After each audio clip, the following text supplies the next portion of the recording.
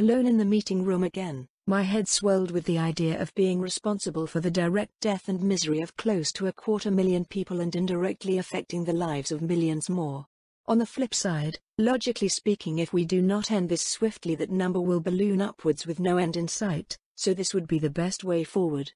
But deep inside I was just a gamer geek, not some imperial heiress of a galactic-spanning empire who might be able to casually disregard that sort of numbers with a contemptuous scoff.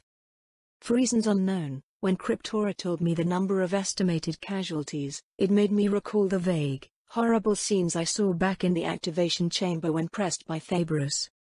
Now that I think about it, ever since coming to this world, everything I had experienced could be recalled with absolute clarity. All except for that moment. The strange implications sent crippling fear down my spine. So many questions, so little time. I had promised Cryptora to get back to him within the next 24 hours should I want any revisions done with his plan, or he will just proceed with the planned massacre with me involved as the main catalyst. Somehow, my instinct was telling me that going down that path of mass casualties was to tread the path of eventual damnation. Getting a grip on myself, I re-examined my current predicament and realized I needed to know exactly where I was in the timeline to exploit my knowledge of the universe. Fortress Endurance Sigma. I reached out. ++ received and ready to serve, authority. ++. What is the current calendar year? ++999.m41. As soon as I heard 999.m41, the reason why Astronomicon went offline became apparent to me. This must be the time when Chaos Warmaster Abaddon's 13th Black Crusade had concluded with the destruction of the fortress world Cadia, resulting in the Great Rift known as the Cicatrix Maledictum being unleashed unto the Imperium. It was a galaxy-shattering event with 3 books released in conjunction with it, foreshadowing the return of Roboute Guilliman, Primarch of the poster boys of the Grimdark universe, the Ultramarines. I took a deep breath, organized my thoughts and asked again. Show me our location on the galactic map. ++ complying. ++.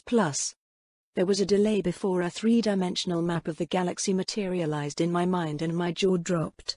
I saw it, an indicator on a slowly spinning galaxy pointing in the middle of nowhere at the edge of Imperial space, at an area that seemed to be one of the farthest frontiers at the end of the Great Crusade.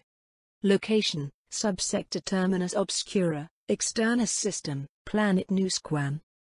A speck of unremarkable dust on the edge of the Imperial stage. We were so far off from any major Imperial system that the whole subsector might have died off for centuries before any central administrative staff would notice. Those implications made my blood run cold. The Imperium will soon enter one of its most turbulent times in history. It will be so occupied by its troubles during this period, even if we did successfully get a message out, no one will be coming.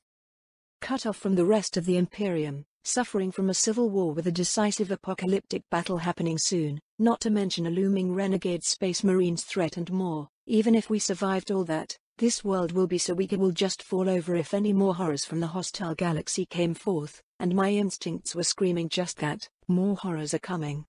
Running away was also out of the question, assuming I could even convince Cryptora to abandon the technological wonders just in front of him to pack up and leave. I questioned the odds of us getting back to any major Imperial system in one piece with the Astronomicon offline here. Why am I in so much trouble? What did SYRINE tell me on that foggy road? I searched my mind and her words came clear as day, help me and the others. In exchange, my abilities, my body and my soul are yours. She had said the words with such sincerity when I promised to help, but I didn't know she meant it so literally. Darn it, girl, why do you run away from all these? Why did she ask for my help when she had this much power? Was there anything I can even offer up when compared to a little minor demigoddess like her?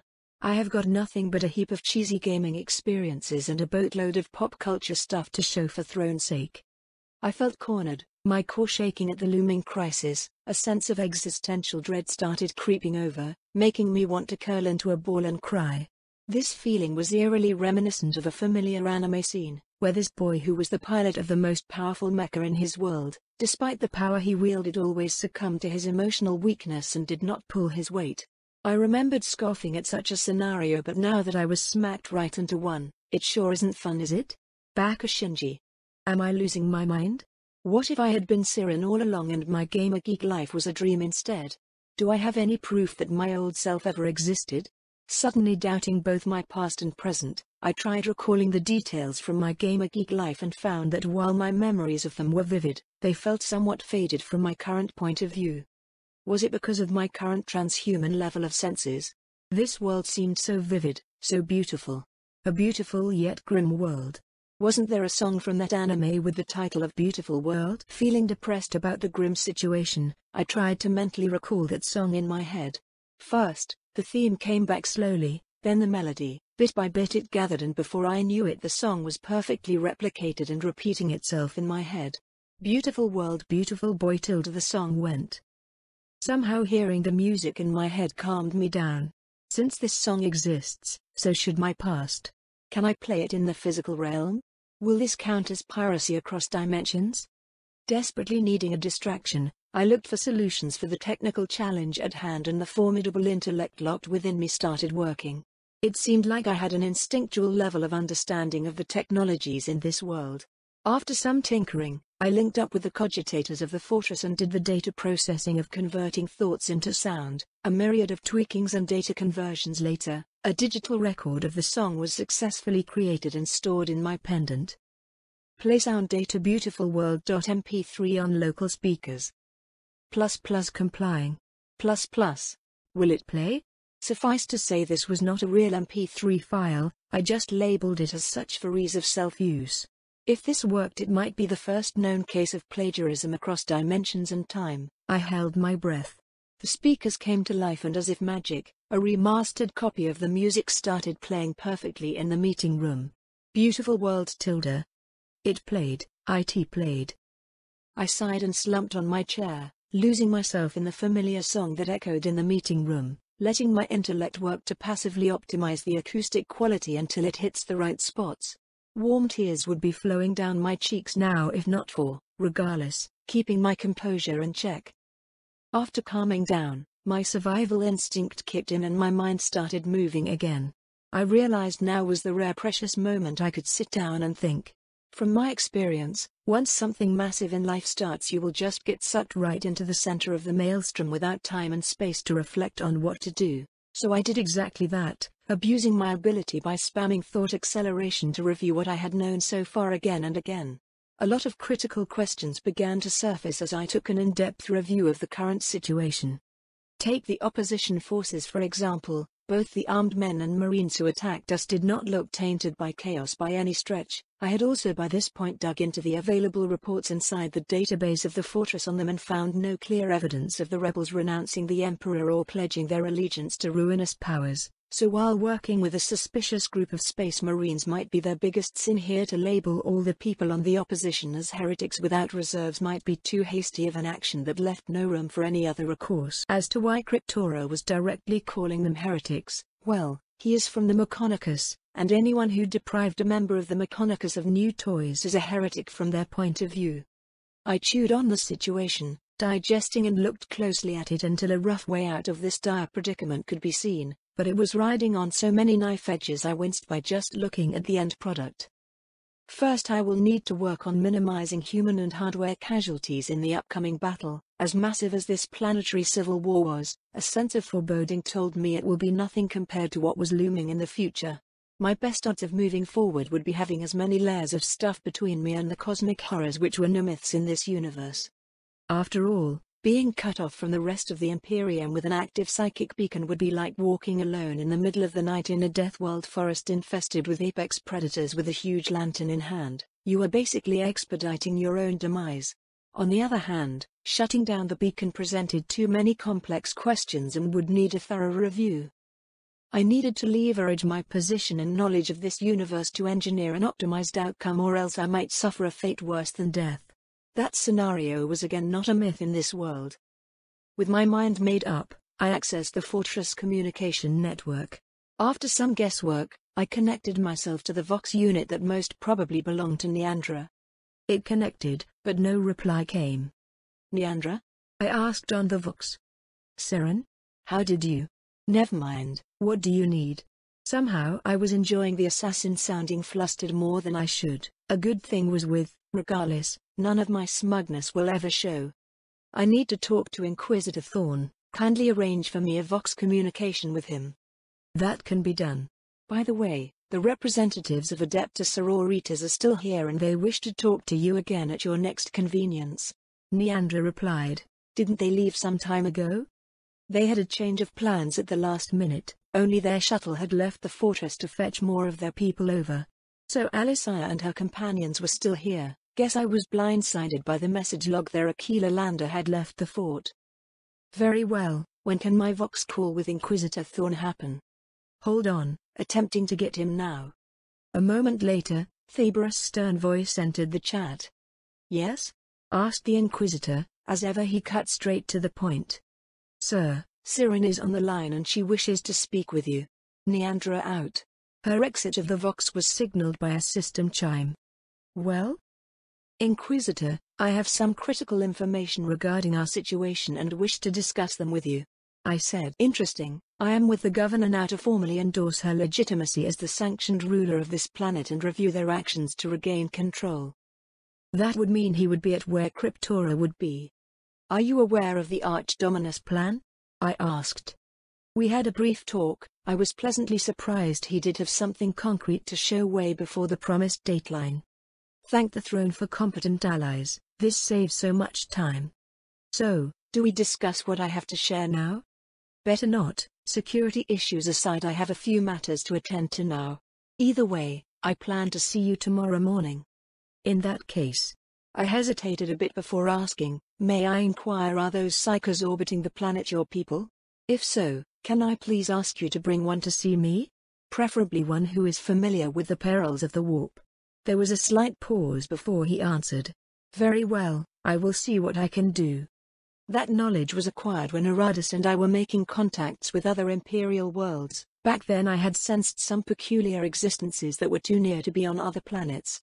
But then I disregarded it because of the "this dream will end soon anyway" mindset. A while later, it struck me that both Thaberus and Cryptora should still have their starships nearby, which meant the Inquisitors should still have a few psychers on orbit for whatever reason. We finalized the details before ending our conversation, then I went to look for Sister Alisaya. With my direct access to the fortress digital map and security system, I located the young Palatine in no time. She was seated in an open area talking with her companions. Lady SYRINE.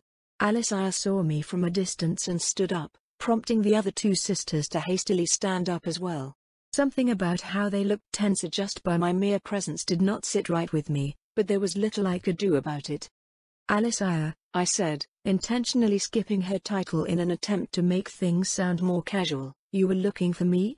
Alisaya nodded before replying, yes, we wish to inform you that Canonis Diadina, the highest office of my order, is coming to see you. She should be here before nightfall. Yet another appointment.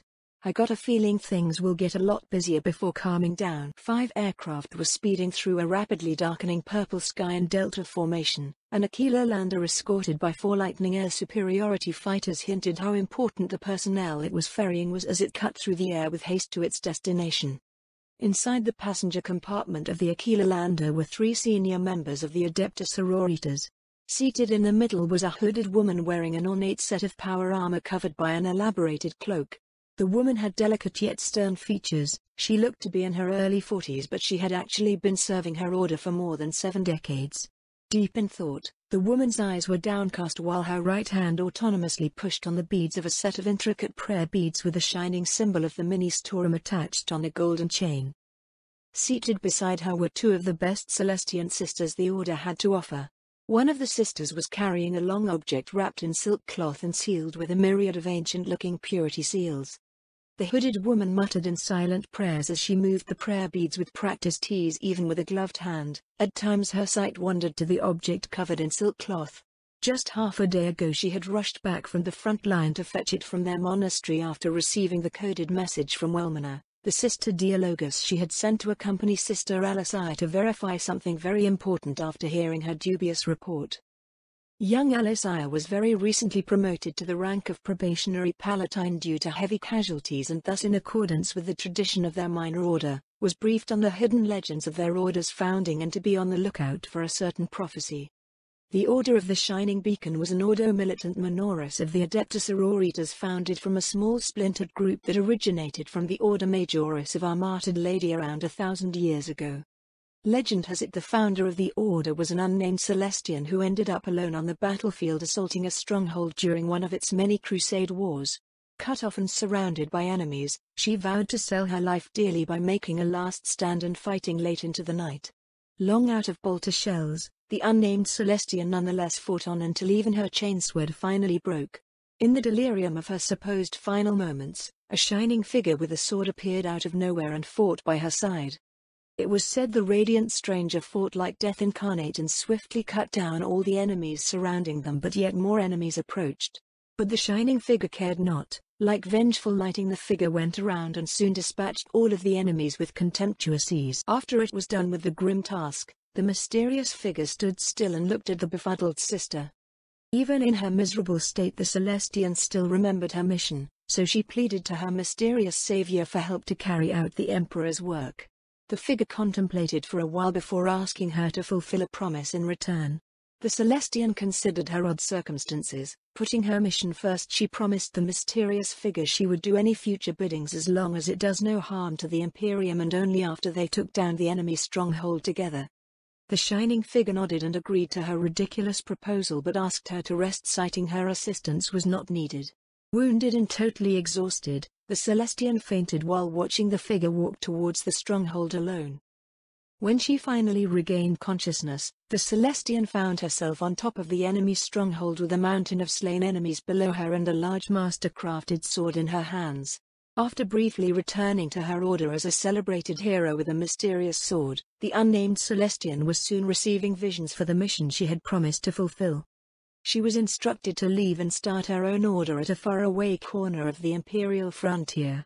Though she seriously doubted her capacity for such a monumental task, she kept to her promise and did her best by going through the proper channels and sent her request to found a new order minoris at the far-flung corner her vision had shown, not expecting to hear anything back in her lifetime. None knew what really happened in the bottomless pit that was the colossal bureaucracy of the Imperium, but by the miraculous odds of less than 1,000,000,000 to 1 her request was granted by the higher-ups. In less than a decade after her application was submitted, the approval had come with the blessings of Adeptus Ministorum, the official state church of the Imperium of Man. So the unnamed Celestian set off with faith, a nameless sword and the approval of the church, and after many more years and overcoming more obstacles, finally founded the Order of the Shining Beacon in this world. The new canoness would receive many more visions during her life, the contents of which were mostly kept as secret prophecies by the higher-ranking individuals within the order and their designated scholars. The founder was said to have regretted not being able to meet the prophesied figure that would one day deliver them from their darkest hour in her later years, and decreed her own name was to be struck from the records, for she had done little but to fulfill a promise, and as such was not worthy to be mentioned. In the end, the sister preferred to remain unnamed, like the nameless sword she received that started off her life's incredible mission, leaving behind the Holy Daughter prophecy. Hence when Alisaya, who was tasked with the protection of their monastery, came to the front line with an Adeptus Mechonicus Archdominus unannounced, it had surprised everyone, and to top it off, the young lady had excitedly reported the possibility of the prophecy coming true. It had shocked them all, since at this point in time after 1,000 years the founder's prophecies were becoming more legends than facts. Canoness, a firm female voice called out in the confines of the compartment inside the Aquila lander, but lost in thought the hooded woman failed to catch someone addressing her by title. Canoness Diadina? The voice called again. Ah, Sister Markila. Pardon me, I was spacing out. The hooded woman looked up and replied to the Celestian, who was not charged with guarding their relic. You look tired, replied Markila Merit, the Celestian superior. She paused before asking the question that had been on her mind since the sudden retrieval of their order's most sacred relic, the nameless sword. So what did Wellmana say in her report? Wellmana Mia was one of the designated Dialogus scholars allowed to study the prophecies of their founder in this generation, thus she was sent together with Alisaya to verify the claims. Diadina closed her eyes and after a while, produced a data slate and passed it to Markila. While the two women were separated by ranks, they had been friends in private for decades, so Markila did not hesitate and looked into the report that was meant for the highest office of her order. Match plausible, needs final verification. Markila read the short report softly, feeling her hair stand on their end, and asked her next question. Do you think it could be real this time? Only the Emperor knows, replied Diadina, but we are certainly at our darkest hour. As if this unexpected uprising is not enough to test us, there are some concerning reports in the last 24 hours about weird things happening in the warp and unusual psychic phenomena. As a matter of fact, I just received reports that even the light of the Emperor is now denied to us. The Canoness retrieved her data slate, conjured out different reports and passed it again to her friend. As the Celestian Superior gasped at the grim reports, Diadina looked at her companions and explained, this matter for the moment is not public knowledge, keep it confidential for now. Both Celestians nodded in compliance. Markila read and reread the data slate before asking, does Inquisitor Thorn know of this?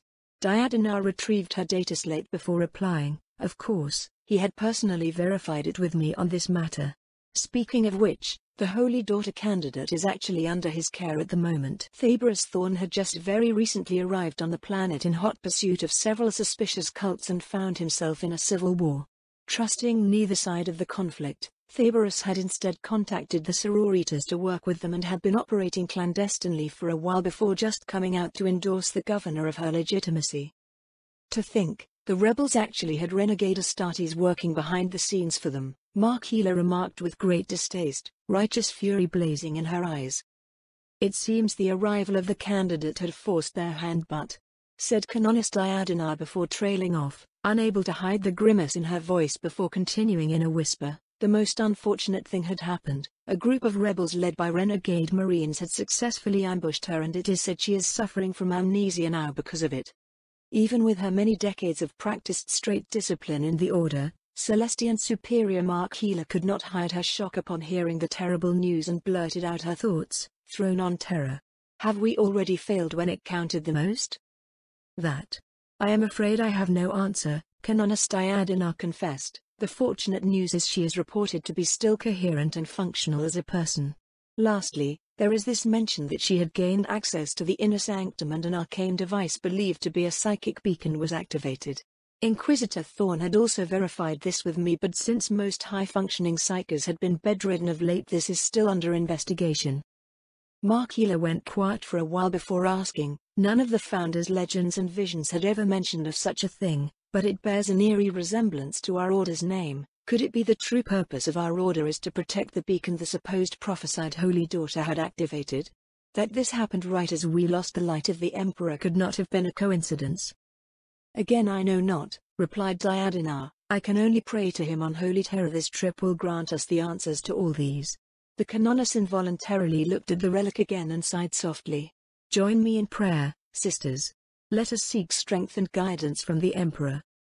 Outside the armored compartment of the Aquila lander, Fortress Endurance Sigma loomed on the horizon.